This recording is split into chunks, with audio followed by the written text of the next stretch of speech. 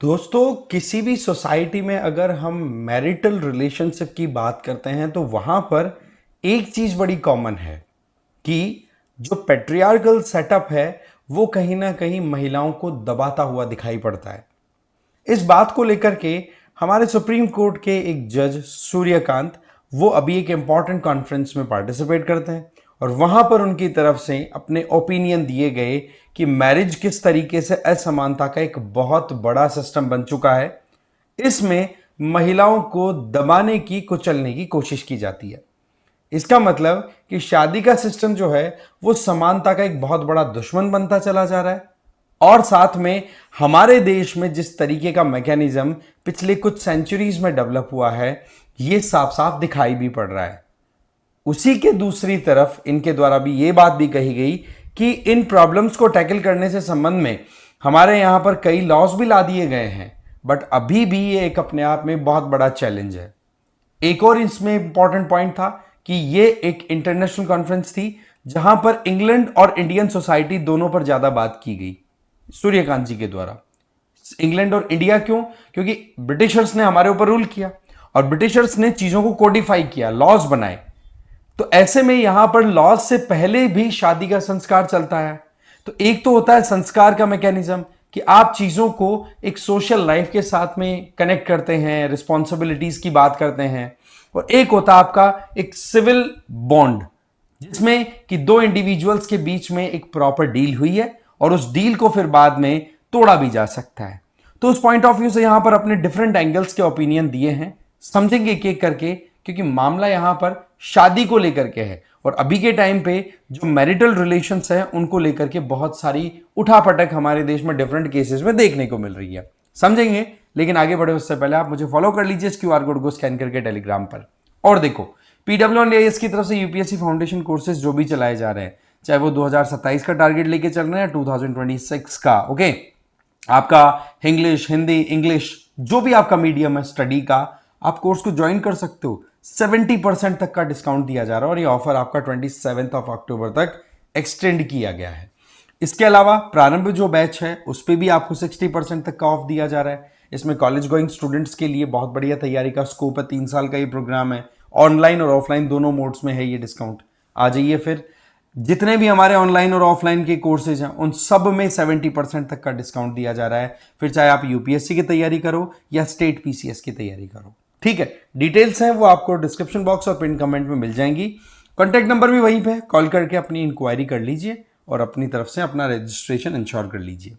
So the point is कि एक सच्चाई है, सुप्रीम कोर्ट के जज सूर्यकांत जी के द्वारा कहा गया कि एक अनकंफर्टेबल ट्रुथ है जो सच है बट बहुत ज्यादा परेशानी वाली है। वो क्या है कि शादी का जो इंस्टीट्यूशन है that has been misused as an instrument of subjugation against women. महिलाओं को बहुत दबाया गया है इस इंस्टीट्यूशन का यूज करते हुए। आज तो कई लीगल और सोशल रिफॉर्म्स आ चुके हैं जहां पर इस पार्टनरशिप को, जहां पर हस्बैंड और वाइफ दोनों एक रिस्पेक्टफुल रिलेशनशिप को कंटिन्यू कर सकें, इक्वालिटी वाला जो प्रिंसिपल है जो कॉन्स्टिट्यूशन में भी एनविसाज्ड है उसकी प्रोटेक्शन हो सके, उसका अपहेल्ड किया जा सके। यह चीज केवल इंडियन सोसाइटी की बात नहीं है, अक्रॉस द कॉन्टिनेंट्स कल्चर्स हो, कितनी ही सोसाइटीज डेवलप हुई हो, किसी भी युग की बात कर लो, शादी हमेशा से एक ऐसा इंस्ट्रूमेंट रहा है जहां पर महिलाओं के साथ अत्याचार हुआ ही है। यह बात इनके द्वारा कही गई थी cultural cross cultural perspectives, emerging trends and challenges in family law in England and India. उसके दौरान इनके द्वारा यह बात कही गई। फिर आगे इनके द्वारा कहा जाता है कि यह एक बहुत ही ज्यादा पीड़ादायक सच्चाई है, क्योंकि आज का जो कंटेम्प्रेरी लीगल और सोशल रिफॉर्म्स की हम बात करें तो यहां पर आज के टाइम पे एक बहुत बड़ा चैलेंज आ रहा है कि जहां हम एक इंडिविजुअल को सिटीजन के तौर पे ट्रीट करते हैं कॉन्स्टिट्यूशनल वैल्यूज के आधार पर, अगर बात की जाए एक डेमोक्रेटिक कंट्री में, तो वहां पर हस्बैंड और वाइफ दोनों को इक्वल ट्रीटमेंट मिलने का स्कोप होना चाहिए। बट हमारे सामने जो केसेस आते हैं या हम जो भी चीजें डील कर रहे हैं शादी से रिलेटेड, उनमें बहुत ज्यादा प्रॉब्लम देखी जा रही है कि महिलाओं को किन किन हार्डशिप से गुजरना पड़ता है। यह पार्टनरशिप हमारे यहां पर संस्कार के तौर पे चलती है। अगर हम भारत की बात करें जहां पर हम डिग्निटी की बात करते हैं, समाज की बात करते हैं, बट एक इंडिविजुअल की डिग्निटी भी होती है। इंडिविजुअल्स एक दूसरे की रिस्पेक्ट करें, म्यूचुअल रिस्पेक्ट की बात भी होती है। कॉन्स्टिट्यूशन सबको बराबर अधिकार, समानता का अधिकार देता है। तो बोले इन चीजों को ध्यान देकर के अभी भी बहुत सारा स्कोप है इस इंस्टीट्यूशन में चेंजेस लाने का, और देखा जाए तो समय के साथ में ये परिवर्तन आए भी हैं। जस्टिस सूर्यकांत ने आगे ये भी कहा कि इंडिया हो या दूसरे देशों की कोई जुडिशरी हो, कोई प्रॉब्लम नहीं है, वहां पर इन्हें अपने आप को इवॉल्व करते रहना है। हमारे देश में भी देखो, जुडिशरी हो या पार्लियामेंट या स्टेट लेजिस्लेचर्स हो, उनकी तरफ से कई ऐसे लीगल सिस्टम तैयार किए गए हैं। जैसे आपको ध्यान है कि पार्लियामेंट और स्टेट लेजिस्लेचर में हमारे 33% रिजर्वेशन की बात की गई है महिलाओं के लिए। तो ये एक पॉजिटिव एस्पेक्ट है जहां पर वुमेन एम्पावरमेंट को हम बढ़ावा देना चाह रहे हैं। फिर आगे बोला इन्होंने कि शुरुआती समय में मैरिज की अगर बात करें भारत में एक सिविल कॉन्ट्रैक्ट के तौर पे नहीं देखा गया, हमने एक सेक्रेड और एक तरीके से एंड्यूरिंग सैक्रामेंट के तौर पे देखा है कि लंबे समय तक चलने वाला ये पवित्र रिश्ता है, 7-7 जन्म की बात होती है, इस तरीके से इनके द्वारा कहा गया। फिर आगे बोलता है कि प्री कॉलोनियल टाइम में तो मोर और लेस फैमिलीज को ज्वाइंट करने वाली बात होती थी, है ना, और आज भी हमारे समाजों में ये बात चलती है। वहीं दूसरी तरफ जब से कॉडिफाई हुए हैं लॉज, मतलब लॉज बनाए गए हैं, फॉर्मुलेशन हुई है, तो वो चीजें मोर और लेस सोसाइटी के लिए, और कहने का मतलब एक ऑप्शन दे रही हैं महिलाओं को कि उनको कोई भी चैलेंज आ रहा है, उनके लिए कोई भी प्रॉब्लम आ रहा है, तो वो अपने लिए फाइट कर सके। आज इंटरनेशनल रिलेशनशिप भी बहुत बन रही है, राइट, जहां पर एक इंडिविजुअल इंडिया में पढ़ करके विदेश में जाता है, वहां पे शादी करता है, फिर वहां शादी टूटती है, तो शादी कंटिन्यू करना, टूटना, ये कई एस्पेक्ट है। तो यहां पर हमें देखने की जरूरत है कि क्रॉस बॉर्डर जो मैट्रिमोनियल डिस्प्यूट्स हैं उनको सेटल करने के लिए इंटरनेशनली जो भी कोर्ट्स हैं, जुडिशरी है, उनको थोड़ा सा एक दूसरे की रिस्पेक्ट करने की जरूरत है। और बोले सुप्रीम कोर्ट ऑफ इंडिया इस बात में बिल्कुल भी पीछे नहीं है। हम जब भी कोई इंटरनेशनल रिलेशन या इंटरनेशनल मैट्रिमोनियल डिस्प्यूट कोई आता है तो उसमें सेटलमेंट करने की कोशिश करते हैं कि भाई जिस कंट्री से रिलेटेड वो रिलेशन है वहां के जुडिशरी का क्या स्टेटमेंट है, क्या स्टैंड है। तो उस पॉइंट ऑफ व्यू से हम आगे बढ़ते हैं। इसको हम बोलते हैं एक तरीके से कॉमिटी ऑफ कोर्ट्स। जब एक देश का सुप्रीम कोर्ट दूसरे देश के सुप्रीम कोर्ट की प्रोसीडिंग्स को, ज्यूरिसडिक्शंस को, इनको देख करके और फिर आगे बढ़ता है। ठीक है, अब इसमें देखो कई एस्पेक्ट हैं। जैसे रिफॉर्म्स की हम बात कर रहे हैं तो रिफॉर्म्स आने जरूरी है, बट ऑन द कंट्रेरी अगर हम वेस्टर्न वर्ल्ड की जुडिशरी की बात करें तो वो थोड़ा सा अब कंजर्वेटिव अप्रोच लेकर के चल रहे हैं। ठीक है, वो मुझे रॉ वर्सेस वेड समथिंग ऐसे केस का नाम याद आ रहा है, जहां पर सुप्रीम कोर्ट के यूएसए के सुप्रीम कोर्ट ने अबॉर्शन के अधिकारों को इनको रोक दिया था। ठीक है, क्योंकि यहां पर सबसे बड़ा चैलेंज जो आता है वो आने लग गया है वेस्टर्न वर्ल्ड के पास में कि उन लोगों की जो एक डेमोग्राफी है वो डिक्लाइन कर रही है, और उस केस में फिर चैलेंजेस ये आने लग जाते हैं कि वो सरवाइव कैसे करेंगे, ह्यूमैनिटी का जो टैग है वो खत्म हो जाएगा। ये कई एस्पेक्ट्स होते हैं, बट उसी जगह पर हम हमारे समाज में देखें तो अभी भी लड़कियों को बहुत ज्यादा परेशानियां देखने को मिलती है। पहले पिता के घर पे रेस्ट्रिक्शंस होती हैं, फिर उसके बाद में पति के घर पे जाकर के।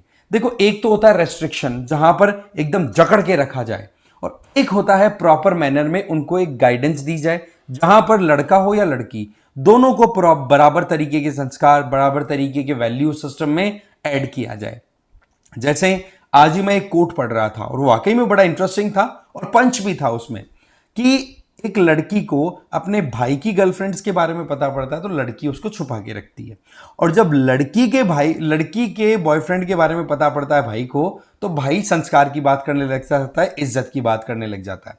अब यहां पर यह स्टेटमेंट सही है कि गलत, वो आपका पर्सपेक्टिव है, कमेंट करके जरूर बताना, बट ये एक सच्चाई है। मैं फैक्ट यहां पे रख रहा हूं, सबका अपना अपना ओपिनियन हो सकता है। तो यहां पर जो मुद्दा मेन आ रहा है वो ये कि हमारे समाजों की अगर बात करें, ठीक है, अब यहां पर पर्टिकुलर एक हिंदू सोसाइटी की बात नहीं हो रही है, आप अक्रॉस द रिलीजन जाकर के देख लो, अक्रॉस द बॉर्डर जाकर के देख लो, ये चैलेंज हर जगह पे बना हुआ है। ठीक है, अब इस चैलेंज को टैकल करना अपने आप में एक बहुत इंपॉर्टेंट पर्सपेक्टिव और पॉइंट बन जाता है। सवाल है कि क्या हमारे यहां पर कुछ एफर्ट्स हुए हैं? तो देखो, बात ऐसी है कि हमारे यहां पर अभी तक हिंदू सिस्टम को एक तरीके से प्रॉपर्ली रेगुलेट करने से रिलेटेड अगर हम प्रोविजंस की बात करें तो हिंदू मैरिज एक्ट लाया गया था 1955 में। तब से थोड़ा बहुत प्रॉपर्टी राइट्स और इनकी बात होने लगी है महिलाओं के लिए भी कि भाई तुम्हारा भी अपना अधिकार है। क्योंकि जब तक आप सोशली, ठीक है, सोशली एक तरीके से इकोनॉमिकली आप थोड़ा इंडिपेंडेंट नहीं होते हो ना, तब तक आपको मोर और लेस एक तरीके से कहते ना कि एक हाथ यूं फैला के रखने पड़ते हैं कि हाँ भाई कोई हमारी हेल्प कर दो। ठीक है, वो पॉकेट रेवोल्यूशन के बारे में आपने सुना भी होगा कि महिलाओं के पास में पॉकेट नहीं होना चाहिए, पॉकेट नहीं होगा तो पैसा नहीं रख पाएंगी और फिर वो हस्बैंड की तरफ ही देखेंगी। तो इस तरीके के कई हमारे यहां पर, हमारे का मतलब इस प्लेनेट अर्थ पे इवेंट्स हो रखे हैं। हिंदू मैरिज एक्ट हो गया, इसके अलावा डोमेस्टिक वायलेंस को लेकर के हम बात करें तो आज आप देखो नेशनल जो फैमिली हेल्थ सर्वे है ना, उसका डेटा ये कहता है कि 30% के लगभग महिलाएं डोमेस्टिक वायलेंस का सामना करती हैं। ठीक है, तो उस चीज को टैकल करने के लिए डोमेस्टिक वायलेंस को टैकल करने से रिलेटेड एक्ट 2005 में आया। इसका मतलब रिफॉर्म्स हमारे यहां पर लाए गए। फिर आ जाओ इंडियन पीनल कोड आईपीसी की बात करें तो सेक्शन 498A है जो अगेंस्ट एंटी डाउरी लॉ भी बोलते हैं जिसको। बट इसके टाइम पे, अभी के टाइम पे कई केसेस ऐसे आए हैं जहां पर सुप्रीम कोर्ट ने खुद ने भी अपना ओपिनियन दिया कि बहुत मिसयूज होता है इसका। बट ये एक अपने आप में टूल है जहां पर एक जेन्युइन केस अगर है तो महिला को प्रोटेक्शन दी जाए। फिर आ जाता है नेक्स्ट हमारे यहां पर हिंदू सक्सेशन लॉज की बात करें कि भाई पिता की संपत्ति में से बच्चों की प्रॉपर्टी बराबर होनी चाहिए, बहन भाई के बीच में कोई वैसे सेग्रीगेशन नहीं होना चाहिए, तो या फिर कहें कि इम्पार्शलिटी नहीं होनी चाहिए, राइट। तो एक जो पावर इम्बैलेंस का सिचुएशन है उसको बैलेंस किया जाए, तो उसके लिए हिंदू सक्सेशन एक्ट आया 2005 में। तो ये चीजें ऐसी हैं जो इशारा कर रही हैं कि रिफॉर्म्स तो लाए गए हैं, बट अगेन बट लग गया कि क्या ग्राउंड पे इन चीजों की इंप्लीमेंटेशन हम देख रहे हैं। फिर सवाल ये आता है कि दूसरे समाज, हिंदू समाज का तो हमने देख लिया, जैसे ट्रिपल तलाक का कितना हाईलाइटेड मुद्दा था, पार्लियामेंट में लॉ बनाया गया, उसको लेकर के महिलाओं का एम्पावरमेंट हुआ है। बट वही अगेन बात आती है कि इस चीज को हम ग्राउंड पे कितना इंप्लीमेंट करते हैं, क्योंकि महिलाएं अगर अपना स्टैंड लेना भी चाहें तो स्टैंड के लिए उनको चाहिए स्ट्रेंथ कौन देगा?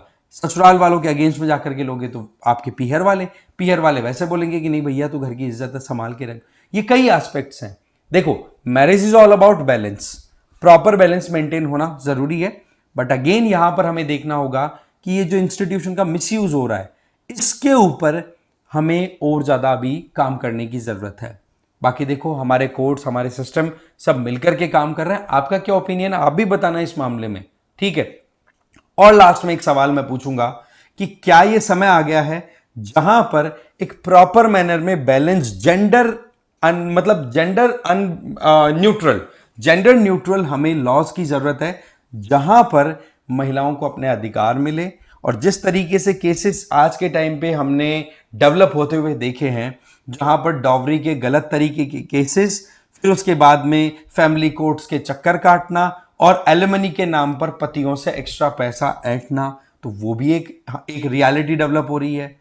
तो यहां पर क्या हमें एक प्रॉपर डेवलप्ड, वेल डिस्कस्ड, अच्छे से पूरी बातचीत होकर के यूनिफॉर्म सिविल कोड ला देना चाहिए?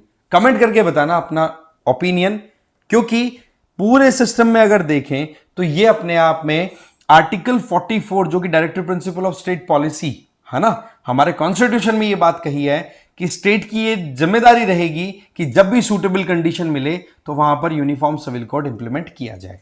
अपनी राय जरूर देना। बाकी इस वीडियो को यहीं खत्म करते हैं। Thank you very much.